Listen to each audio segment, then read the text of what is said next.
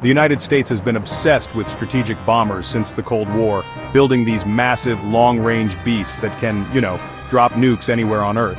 Icons like the B-52, B-1B, and B-2 really defined American air dominance. But with aging fleets, tougher enemy defenses, and new global threats, the United States needed a modern answer. Enter the B-21 Raider, the first new bomber in 30 years, and honestly, it's shrouded in secrecy. In this video, we're unpacking what makes the B-21 a game-changer and how it'll reshape warfare. Let's dive in. Strategic bombers aren't just planes, they're America's global flex.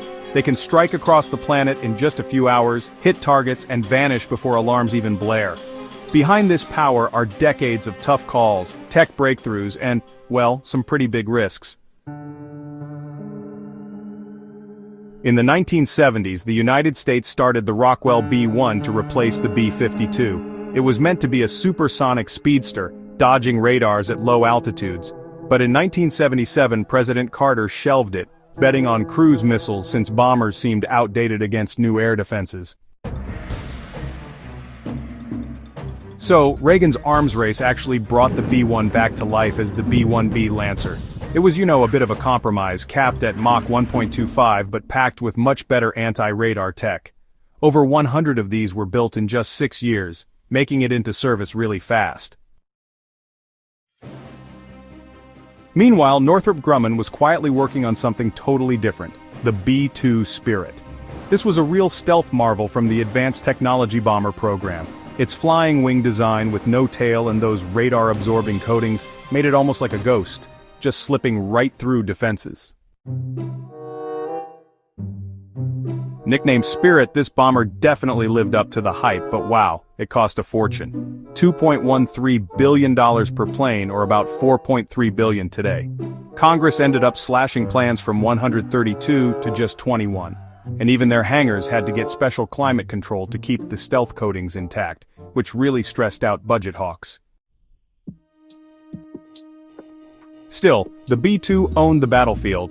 Back in 1999, during NATO's campaign against Yugoslavia, 3 B-2s from Missouri handled about 11% of all strikes, hitting with pinpoint accuracy and, honestly, no losses at all. Later on, it crushed targets in Iraq, Afghanistan, and Libya, flying direct from the United States, without relying on foreign bases.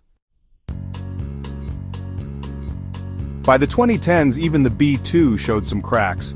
Modern radars using multi-frequency technology, passive detection, and, data from drones to satellites, really started to chip away at its stealth.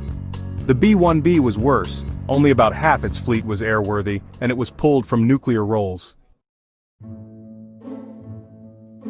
The B-52, which has been upgraded constantly, will probably fly for decades, but let's face it, it's old. The B-2, while an absolute beast, was just too pricey for mass use. New threats like hypersonic missiles, anti-satellite tech, combat lasers, and AI-driven defenses that adapt in real time demanded a fresh bomber.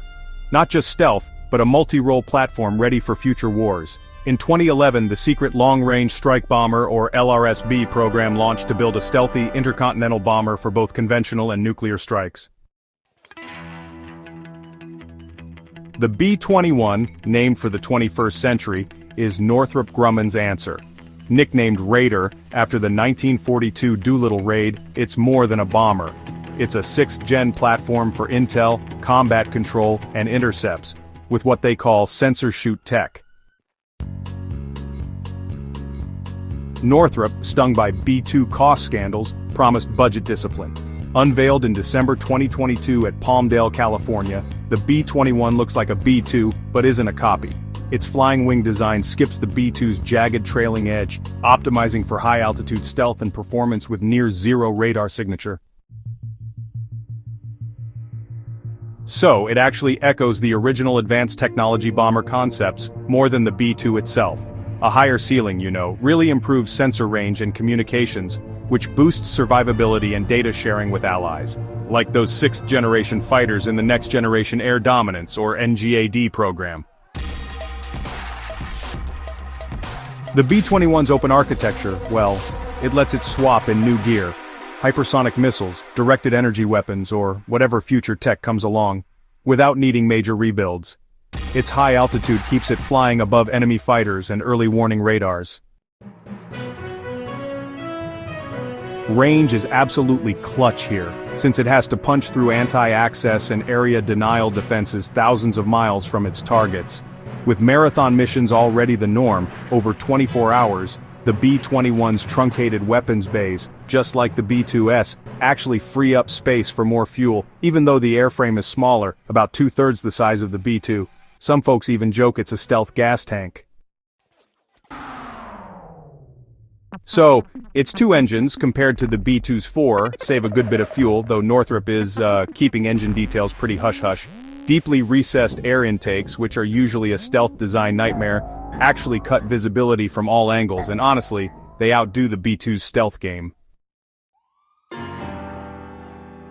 There were, some payload worries because of its size, but the B-21's nuclear focus really quashes those doubts. It's actually built for the AGM-181 long-range standoff cruise missile, which is both stealthy and nuclear-armed. By December 2022, the LRSO had 9 test flights, and it passed a key design check by March 2023, so it's ready for B-21 and B-52 integration. Air Force Secretary Frank Kendall has hinted at directed energy weapons like Lockheed Martin's combat lasers, possibly joining the arsenal. The B-21 is also tied into a family of systems with NGAD and collaborative combat aircraft, those AI-driven loyal wingman drones. The Air Force plans to spend almost $9 billion from 2025 to 2029 on collaborative combat aircraft, or CCAs, which will actually reduce the need for manned squadrons. Testing's in full swing. The first pre-production B-21 is flying, with 5 more currently in assembly, and non-flying gliders are helping out with tests. The Air Force is aiming for 100 Raiders by the early 2030s, with a total cost of about $203 billion over 30 years for development, purchase, and operations. At $700 million per plane, it's honestly a steal compared to the B-2's $2 billion. But, challenges definitely loom. Budget fights with NGAD's 6th-generation fighters could squeeze funds, and advanced defenses like China's HQ-19 or Russia's S-500 really test its stealth. Scaling production while keeping costs down is tough, and integrating hypersonics or lasers just adds more complexity. Still, the B-21's range, stealth, and adaptability could help it dominate for decades. Will the Air Force hit its 100 Raider goal by 2030, or will budget and tech hurdles force a rethink? Drop your predictions in the comments, especially if you're a military nerd. Hit like, subscribe, and check our B-2 and NGAD videos for more. The B-21 Raiders ready to rule the skies. Yo, if you're hyped about this stealth bomber, smash that subscribe button. More epic military tech breakdowns are on the way, and you definitely don't want to miss them.